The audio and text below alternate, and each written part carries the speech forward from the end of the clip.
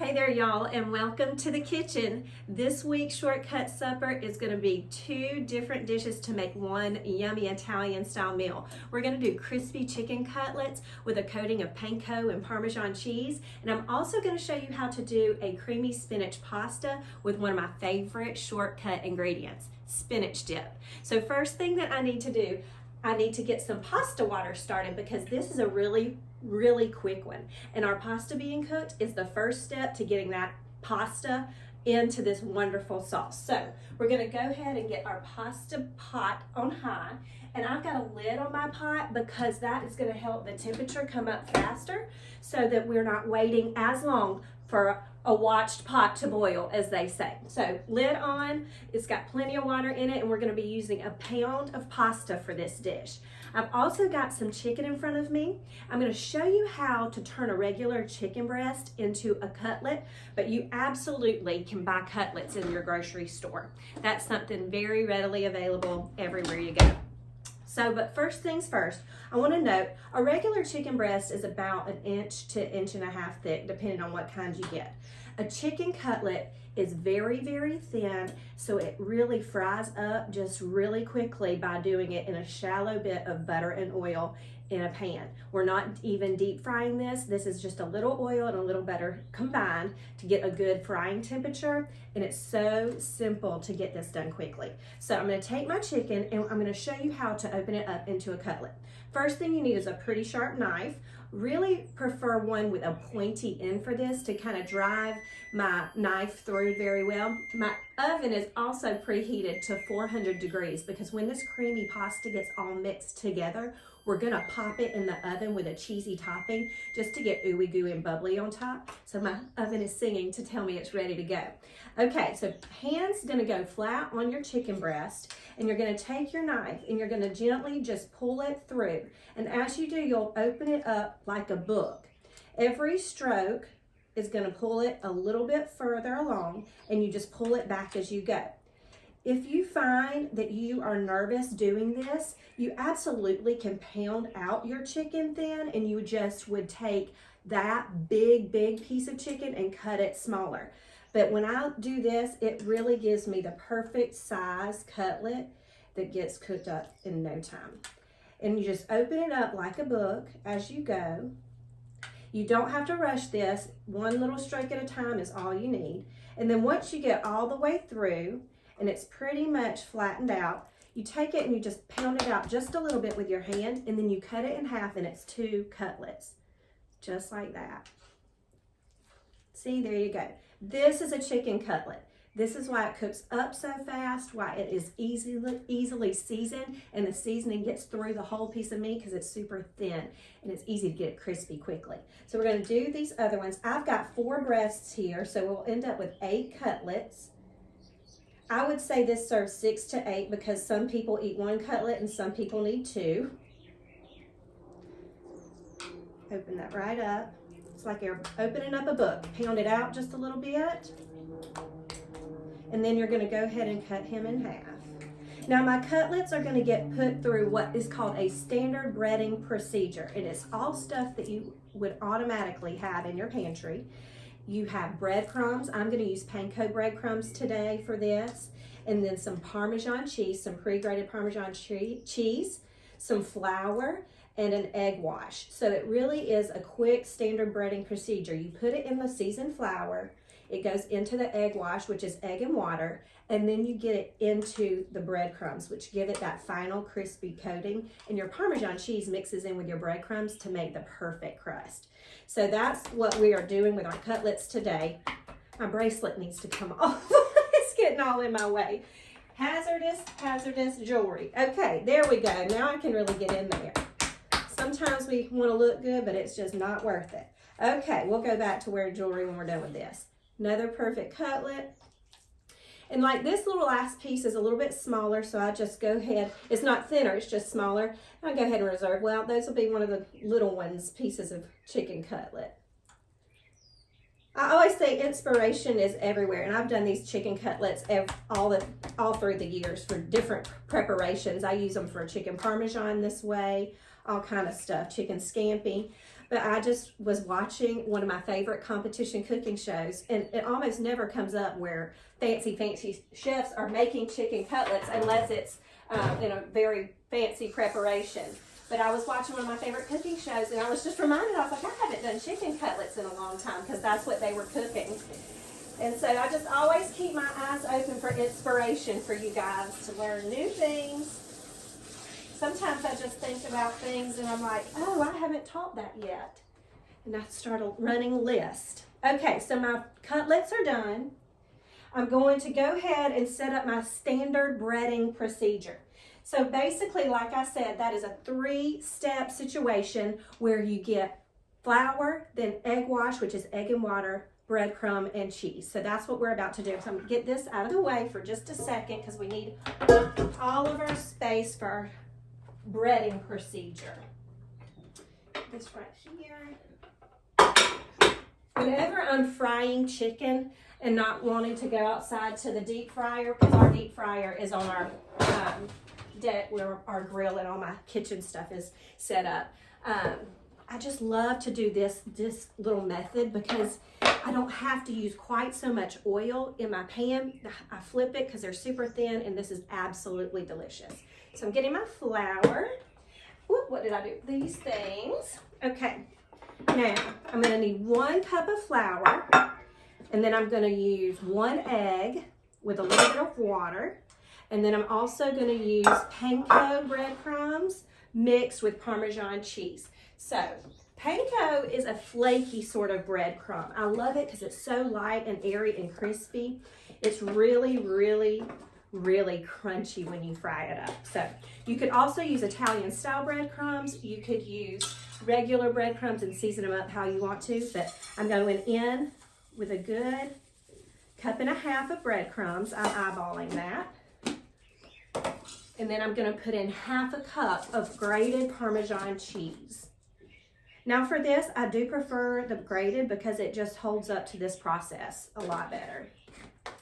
Then I'm going to season this up with a little bit of salt. I'm going to keep my salt because I'm also going to season my flour and my egg mixture.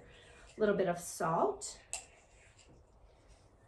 And then I'm going to put a little bit of Italian seasoning into my breadcrumbs. Just about 1/2 tablespoon. Right in there.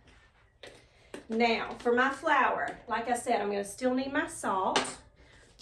And this is just 1 cup of all-purpose flour. I'm going to salt and pepper my flour. And that's about 1 teaspoon of salt going in. 1/2 teaspoon of pepper. This is your first layer. This is what makes the eggs stick to the chicken really well. And then the egg is what makes the breadcrumb stick. And this is going to get that really good crispy crust. And then I've got my egg. Just going to crack it in my bowl. Make sure it's a good one. And it is. And then I get a little water. This is going to be 1 egg and about 1/2 cup of water. Get it all beaten together and into our dish. Now, like I said, the term for this is standard breading procedure. If you want to do egg wash with milk, you absolutely can do that, but I always say why use the milk when the water is free. There you go, egg wash. 1 large egg, about 1/2 cup of water, maybe a little less. All right. And some salt going in here. If your egg's not really big, you might want to use 2 for this. Okay, now this is all set up. I need to mix this together well. And I'm listening for my water to start boiling. Okay, and the last thing I need is a tray to land these on when we're ready. And I've got that here. Move my pan out of the way because we're not ready for you yet. There we go. Okay, so I'm going to debling for this. Always put your rings in the same place every single time. I speak from experience. I have never lost my rings, but I have looked for them a very long time when I didn't put them in the most obvious place. So that's how I've learned that the hard way. Now I'm going to mix this together too, and we're going to go ahead and try our best to do a dry hand and a wet hand. So dry hand is for flour and breadcrumbs, wet hand is for egg wash. If you get to mixing it up, you're just gonna have goopy fingers that you're gonna have to wash in the end, no big deal. Now our cutlets are gonna cook in a combination of butter and olive oil. The reason for that is the olive oil has a higher temperature, and look what I did already. I just put them right in the breadcrumbs, it's okay. The olive oil has a higher temperature that it can cook at without burning, but butter, it burns pretty quickly. So it needs that olive oil as a carrier to help it come up to a high enough temperature to fry these up for us. Okay, dry hand. If I can concentrate, get wet hand, dry hand, and talk to you, then we're gonna be really, really proud of me today. I've got this. No, I don't. Just put the dry hand in the egg wash. You know what? It's kind of like layering lasagna. As long as it gets all in there, it doesn't matter if you mix up the layers. Doesn't matter if you mix up your fingers, as long as everybody gets breaded. All right. I can hear that my pasta water is starting to simmer just ever so slightly. So as soon as I get these last few done, I should be ready to drop my pasta into the water. And that's kind of like, here we go, this is the home stretch, because as long as it takes to cook the pasta, that's how long it takes to just about do everything else in this meal. Okay, now we kind of got a good crust on there. The one thing that I always say about your frying technique is that if you can consistently keep your oil at an even temperature, you're golden every time. So the way that you do that is when we get these in the pan, we're gonna give them just a few seconds in between for the oil to kind of come back up to temperature before we put the next one in. You get into trouble when it gets to going way too fast and you can't get it out in time, and when the temperature's way too low, and because that's when you start to get greasy chicken. We don't want greasy. Awesome, I can see out of the corner of my eye, my pasta water is boiling, so I won't be waiting on that. Like I said, they always say a watch pot never boils, and it's so true. As often as I have been in the kitchen, tapping my toes, waiting for some water to boil, I have finally learned, woman, just start the water first. There's no reason it can't be waiting on you.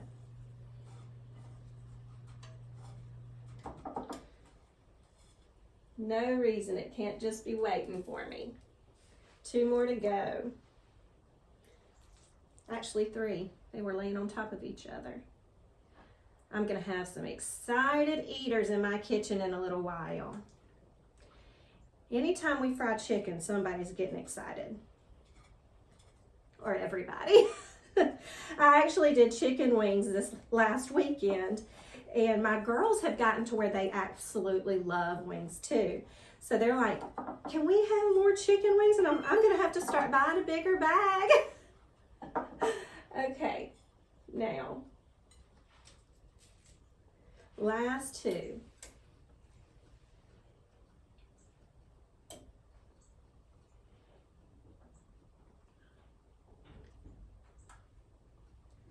When you're doing chicken cutlets, like I said, you could do these a million different ways. I do this exact method for chicken parmesan.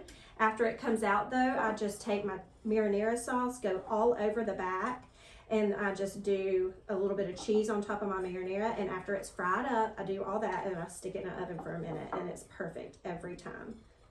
I'm gonna have exactly the right amount of breadcrumbs, I do believe. Probably could have done a tiny bit more, but I think we can make it work.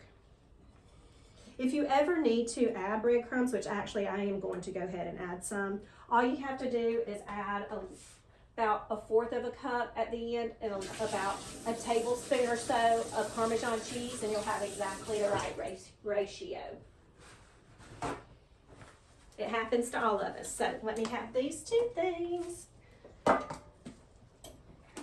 1/4 of a cup. That's also the same kind of thing. It's the feeling when you get to the last pancake and it's a tiniest little pancake and it's not quite as big as everything else. And somebody's getting a tiny pancake at the end of the day. It's all right. All right, just a little bit of Italian seasoning and we'll be back in business. All righty. Now we've got enough breadcrumbs for you. There we go. I don't like to overshoot the amount of flour and breadcrumbs because after you've done this, that's got to be thrown in the trash can. So that's why I always say, if all else fails, we can add some more at the end. Now, last one. He's good and coated. Happy, happy, happy. Get him right here. Get my breading station out of the way. Call the cleanup crew. Wait, I am the cleanup crew. Okay, we'll get that in a minute. Okay, I'm going to move my cutlets to the side and get my pasta in the water. Now, we've got a lot of other shortcut ingredients on hand that I need to show you before we keep moving. And as soon as I get this pasta in here, that's exactly what I'm going to do. Okay, so we're going to salt our water. We always need our pasta water to taste like the ocean, so I'm going to put a good tablespoon and a half of salt in there. My pasta is fusilli. It's these little corkscrew pastas. I absolutely love this for this because it hangs on to that sauce so well. And also it's really good in bite size, which is great when you have little ones. But it's just the perfect one for this. You can use whatever you want though.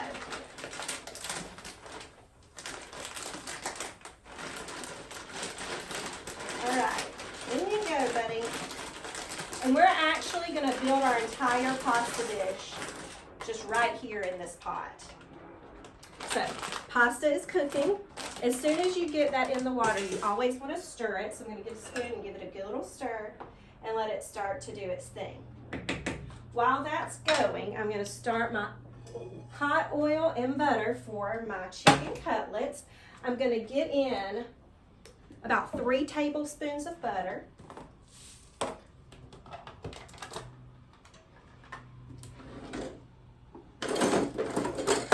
My big knife out here. My big boy. Get all this out of the way. It's like unsheathing a sword. 3 tablespoons of butter or so. No rules there. Except always have enough. And about a good ½ a cup of olive oil. And I'm going to get these on medium-high heat. We want our chicken cutlets to have a high enough temperature that they're immediately going to sizzle when they get in there and not have to wait for it to come back up to temperature before it starts to do that sizzle. So we'll do a test with a wooden spoon to see if it's ready when it comes time. Okay? Now, the next thing I need to show you is our other ingredients in our sauce. So, spinach dip is one of my favorite buys at the store. You can get spinach dip that's just spinach. This is spinach and artichoke. It's our absolute favorite. We're not going to use the whole tub, but if you find one that's really a small tub, those individual tubs that are about, I think, 8 ounces, that's the perfect amount to just buy one and use it for the dish and be done if you don't love to just eat it on its own. Then we also have some chopped spinach from the freezer section. And I love this in my freezer all the time because if you're cooking spinach, it takes a mountain of spinach to get this much. This is a great thing to have on hand when you're cooking spinach dishes. Then I've got some chopped onion that came right out of my freezer section. This is one of my favorite things because I love to have onions quickly sometimes, and I don't always want to have to clean up my face, clean up my cutting board. I don't even have to use all of this. I often use half the bag, which is about a cup of onions, and it's ready to go anytime. Then I've got some minced garlic, which what do I not put some form of garlic in? Some bouillon. This is going to add a deep flavor of savory to our dish, and just like it's been cooking for hours and hours. Some boxed chicken stock to loosen up our sauce a little bit, and then we're going to finish it with a little bit of heavy cream. Now I have 2 cheeses going to go in here. We're going to pull that Parmesan cheese back out, and we're also going to top this off with some mozzarella before it goes in the oven to bake. So these are all the components besides the pasta of our pasta dish. And then obviously we already had the Italian seasoning out for our cutlets. Let's bump up that flavor with some herbs. So that's our ingredients for our delicious pasta. Okay, now, our butter is melted, our olive oil is up to temp. I can tell because the butter is sizzling, it's ready. But if you want to, you can always use the back of a spoon, and it's totally ready, and I know it.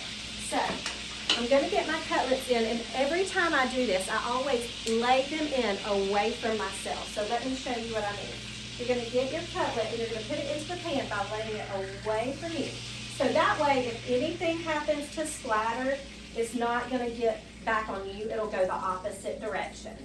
And I'm going to get about 3 in my pan at a time. You don't want to crowd this, and you just will do it in batches. So I've got a pan here with a paper towel on it, ready to get these that come out, and then I'll put a next batch in. So we'll probably end up doing it in about 2 or 3 batches, I would say, probably a 3 batch.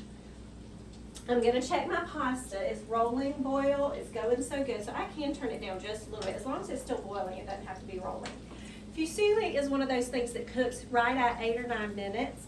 I want it to be a little bit al dente because I want it to finish cooking in this sauce. So I'm going to pull it slightly to the tooth is what al dente means. Slightly with a bite, so it will have a good chance to finish cooking without overcooking in our sauce. So let's just check it real quick and see where it's at.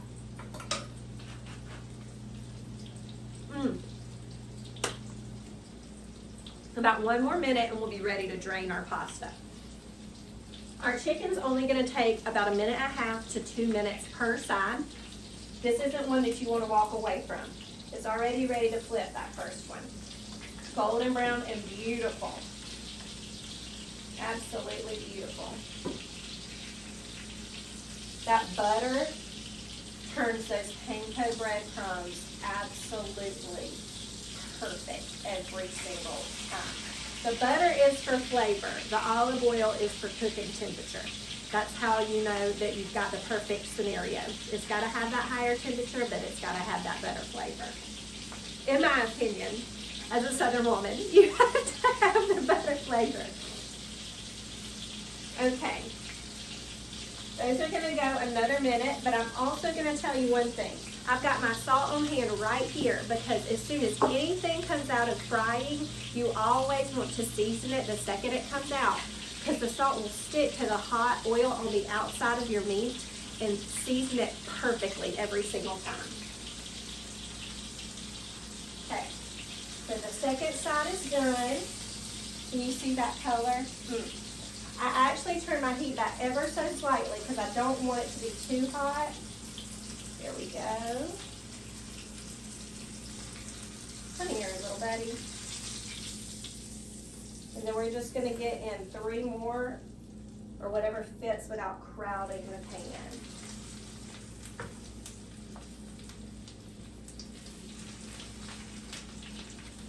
See how this is such a good, impressive, easy meal? All stuff that you almost always have on hand. Okay, so I'm going to get my pasta strainer in here. We're going to get our pasta draining. Turn our heat off just for a second. Keep your head back. You don't want this kind of facial.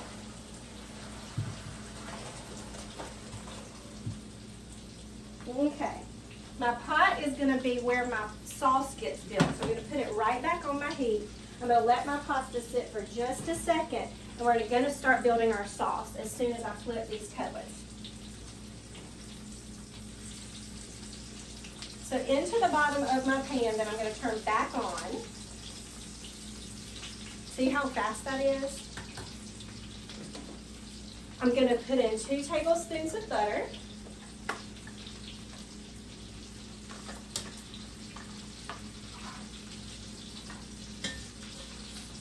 And then I'm going to get in some onions and some garlic. So I'm going to use about half of this bag of onions. If you're chopping, about half of a medium-sized onion is all you need. This is not necessarily like a big key ingredient as far as standing out in the dish. It's the background flavor that you're wanting. So we just need about a cup of these onions. Save those for later. We're going to go in with some garlic. And I think I need to take these out. I'm telling you, don't walk away. Perfect. Perfect every time. Doesn't that beat standing by a fryer for 15 minutes? This is a lot of chicken too. So get these guys in here. And if you need to, you can add to your butter and oil. I would just give it just a second to come up the temp, but because I only have 2 more cutlets, I'm perfectly fine where I'm at. And then we're gonna season these with salt, like I said, because they just came out. These look absolutely delicious. You could even take these the southern fried route and top them with some white gravy just by building a roux, which is butter and flour, and then thickening it up with some cream that just has some salt, pepper, and garlic powder in it. That makes a delicious white gravy. Or you could take it meat on meat and make a sausage gravy and put it over top of it. See how my brain thinks? If one kind of gravy is good, add a meat to it and it's even better. Okay, so in with a tablespoon of garlic to my onions and my butter. If you're using cloves of garlic, that would just be 2 good-sized little cloves. And then I'm going to get in my Italian seasoning, about a tablespoon of Italian seasoning.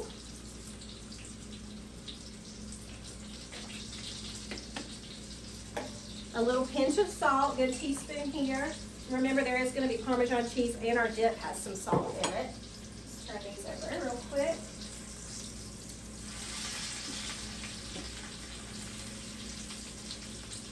Perfect. Get this out of the way. And I'm going to get in about a cup of chopped spinach. So again, this is about 2 cups in this bag. So I'm going to use half this bag and half the bag for later. Like I said, frozen spinach is a perfect shortcut because it absolutely saves you from having to buy a boatload of the big fresh bag and it all get cooked down. So I'm just going to break this up with my spoon. It smells amazing. Absolutely amazing.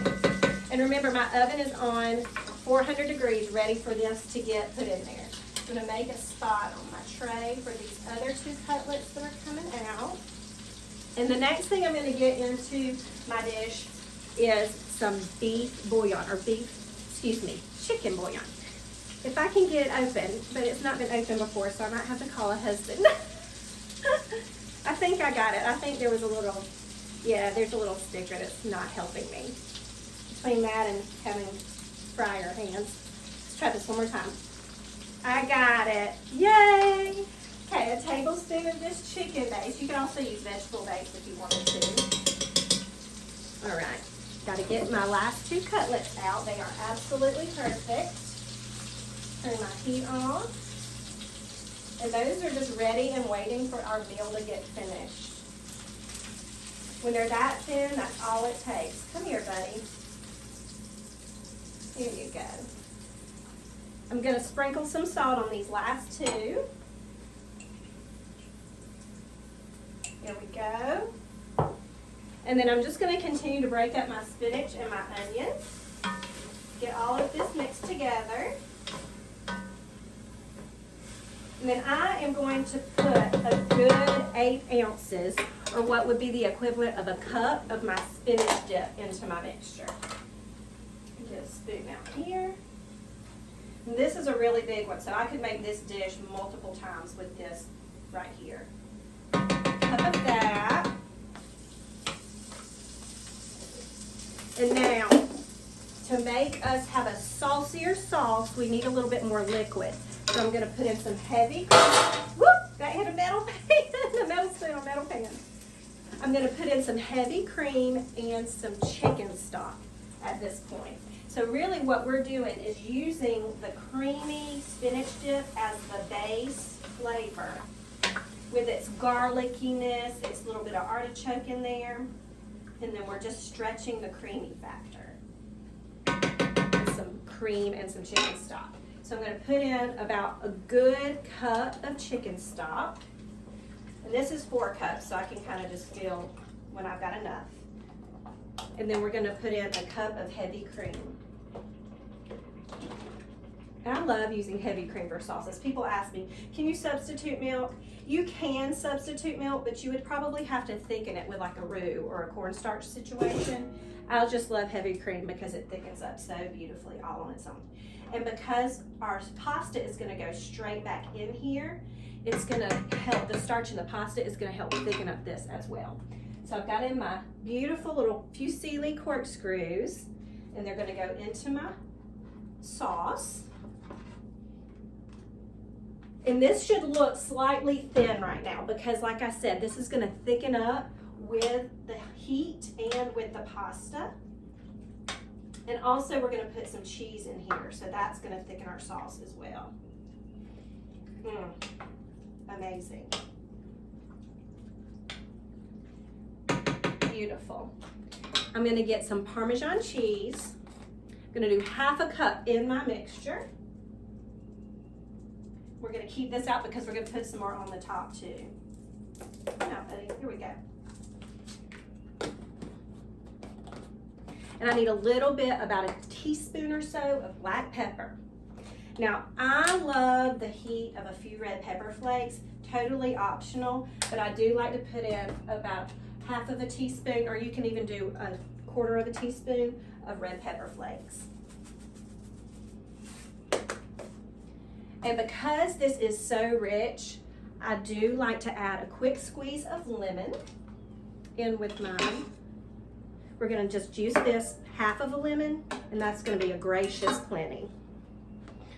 Hold your hand underneath your lemon while you're squeezing it so you catch all the seeds. You don't have to go chasing the seeds out of your pasta. And I know that seems like a strange ingredient, but it does need, that richness does need some help for some brightness. So I'm stirring all this together. And because I'm doing it in my Dutch oven, I don't have to change and pour this into a casserole dish to go into my oven now from the stovetop. That was just me thinking ahead and thinking I don't want to do extra dishes. So if you have to, take it at this point and pour it into a casserole dish, and then you can put it in a 400-degree oven. And we're gonna go for about 15 minutes until it's nice and bubbly on the top and thickened up in the middle. The sauce is actually simmering underneath this already. So I'm just gonna go in with a good 8 ounces or so, about a cup of mozzarella. And like I said, again, we're gonna top it with Parmesan on the top. And anytime I put a cheese topping, I treat it like I'm making garlic bread. So I'm gonna sprinkle some Italian seasoning on this and some garlic powder. Because if you have a cheesy topping, it might as well be a cheesy and flavorful topping. So a little bit of garlic powder, and then he's ready to go in the oven. All right, here we go, buddy. 400 degrees, and I'll see you in a minute.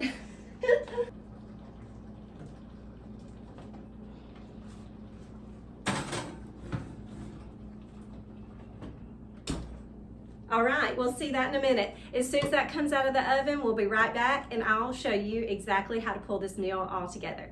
See you in a second. Okay, y'all, I'm just chopping up some parsley to garnish my dish. You don't absolutely have to, but I love to do it if I have it on hand. One of the things I always like to do is tell you, I link my knife below in the description, because anytime that I tell people one of the basic things you are going to need in a kitchen, and it's a good sharp knife, and I like this one because it comes with a cover.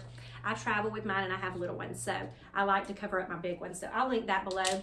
I'll also link my big pot that we did our pasta in. My husband just got me that one, and it's a beautiful Dutch oven. I even make my bread in it.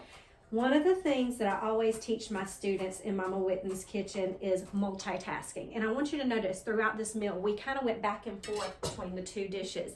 And it's very important you do multitask while you're cooking, so you can get that dinner on the table and everything's done at the same time and you're not waiting on something else. So like our chicken cutlets, they were on the counter, finished up. For the first 10 minutes of our cook time for our pasta, they just kind of sat. Then I threw them in for 5 minutes and they're perfectly done inside, crispy on the outside. So I'll actually link my cooking school as well. I have everything from busy mamas to teenagers that take my classes. It's actually a family subscription, so if you've got little ones that you want to start getting interested in the kitchen, they can absolutely take my classes. Or I have mamas that say, I need help with a shortcut supper, and every shortcut supper I ever do lives there. So I'll link that below. All right, this is the moment of truth, our bubbly pot of pasta. Oh yeah, come to mama. You're looking good. Do y'all talk to your food, or am I the only one? I'm sure somebody else talks to their food somewhere. Turn our oven off. And like I said, I do a lot of these shortcut suppers. I do one every single week. And I actually have a cookbook where you can get a good repertoire of some of my shortcut suppers that are big hits that I've done from long ago. My mamas that take the classes have said these are the OGs that are really good. So I'll link that below too, because they come with grocery lists and actually a written recipe, so you don't have to watch me every single time once you've done it a few times. But it has the class link to it, so it's super good. All right, I'm gonna go ahead and scoop out my ooey. Oh, y'all, ooey gooey. Can you see that cheese pull? Nothing bad ever happens after you have that kind of cheese pull. It's all good from here. 2 little scoops of my ooey gooey pasta. This is going to be a crowd pleaser. And then I like to just take my chicken cutlet, and you can either slice it up or you can serve it whole. But I really love to take my chicken cutlet and just do a good little, get this over here on my board, a good little slice on it, on the bias, so it looks really pretty on the plate. So I'm just gonna slice through. Get this kind of nestled over my pasta. A little sprinkling of parsley. And because I have to have this lemon and it's a super rich dish, I like to do a little squeeze of lemon juice over my chicken. And there you have it, y'all. A beautiful shortcut supper that's gonna taste like $1 million. Happy cooking, y'all. I'll see you in the kitchen. This is what I'm gonna have to taste. And by taste, I mean eat it all. And taste that pasta.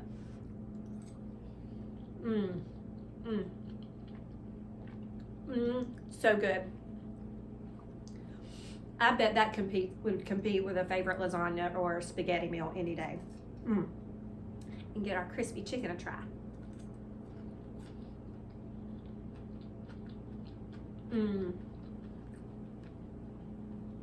That panko, so crispy with the Parmesan cheese, extra salty, and the little bit of lemon that we did at the end. It really did something to kick it up a notch. I'm gonna eat all this, y'all. Y'all gonna make you some.